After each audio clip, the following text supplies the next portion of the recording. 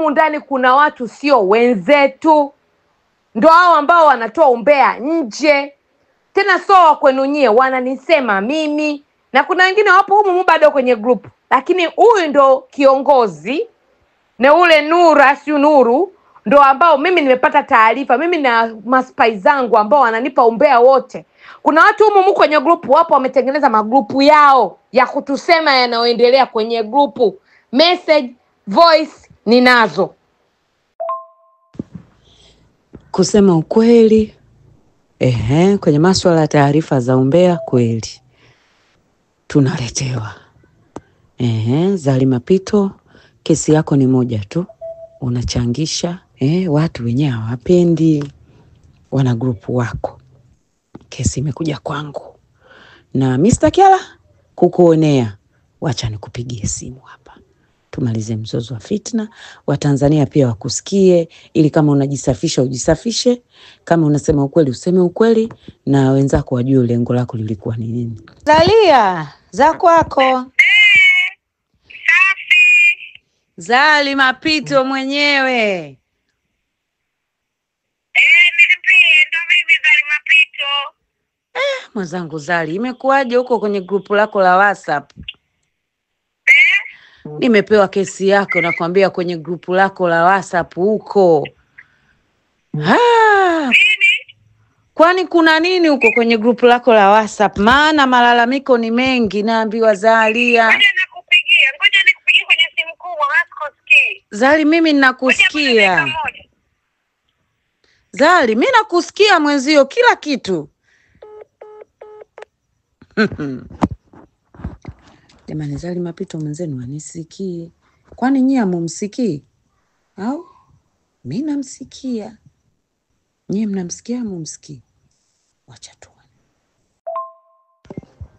tume. Zali anapiga tena.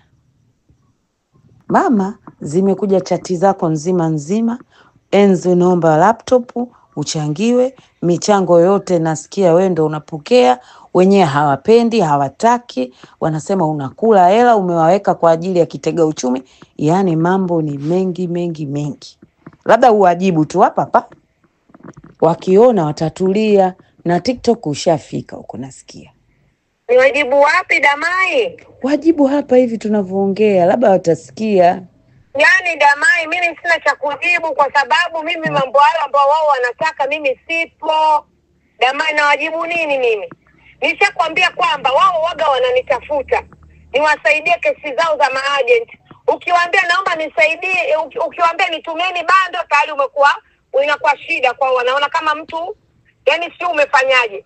Na hilo group ambalo wao wapo ambao mpaka wamekufikia wewe, mimi hilo group ndio nilicreate mimi. Kulikuwa kuna group la kwanza na group la pili Damai.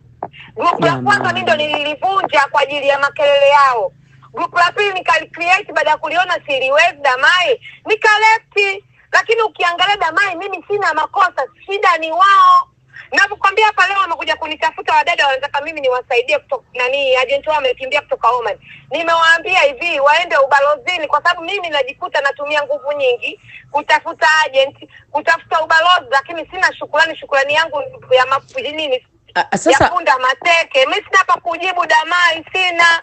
Wao kama wamekutafuta, lakini mimi msaada wangu nilofanya ni mkubwa. Kama wao kunitumia mimi bando, imekuwa kama mimi sijui nafanya nini Damai, siwezi. Kwani ofisini wenyewe hawakupi bando?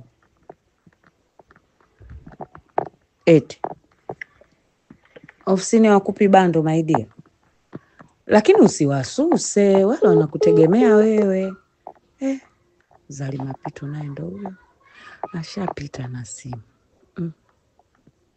Nafanya content za watu wasichana wanaofanya kazi nchini Oman. Umeelewa Na mimi sijaajiriwa kwa ajili ya kuwasaidia wao wa matatizo yao ya Oman. Umeelewa? Ndio. Mimi nafanya vipindi vya kijamii, lakini mimi nilijitolea tuwasaidia matatizo yao wanaponifikia. Sasa Damai, ngoja nikuulize swali. Ukimwambia mtu ninunulie bando ili kufuatilizia kwa kesi yako, ni kosa kwa madam? Ndio umemchangisha? Au kimwambia mtu na wakati tunaongea mambo tulikuwa kwenye urafiki Damai?